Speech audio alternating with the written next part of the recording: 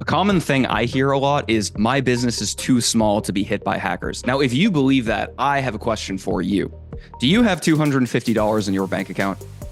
If you do, you are probably a target for a business email compromise attack. Now, depending on the size of the organization, the financial damage that can result from a business email compromise attack can be anywhere between hundreds of thousands of dollars and millions of dollars. And this is all as a result of the simplicity and ease of identity attacks. Now, when we talk about identity attacks, we have to talk about what is identity. And really, at the end of the day, identity is just a system of accessing resources, authorization and authentication to prove who you are and what you should have access to, and then the ability to access that resource in some system. And of course, the issue with that is that if you steal that proof of authentication and authorization, you can access those same resources no matter who you are. So when we talk about identity attacks, we're really talking about credential theft and session token theft, but really more broadly, we're talking about hackers that are using the system of identity to access resources that they otherwise should not be able to access. Defensive technology on the endpoint is actually quite good these days, for the most part. And hackers really have to work harder whenever they land on an endpoint to get a payday.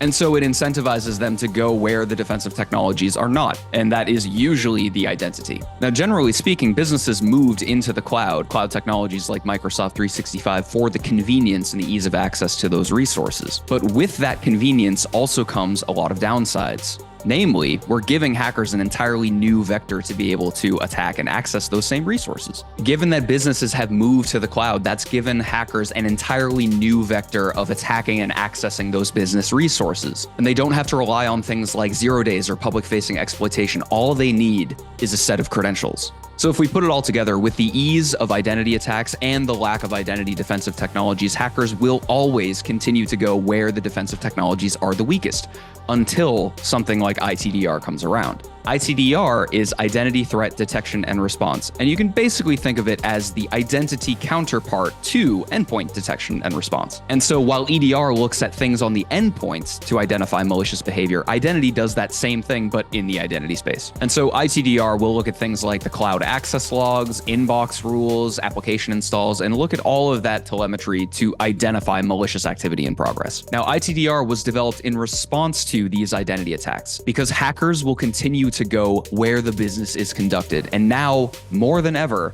the business is conducted in the cloud.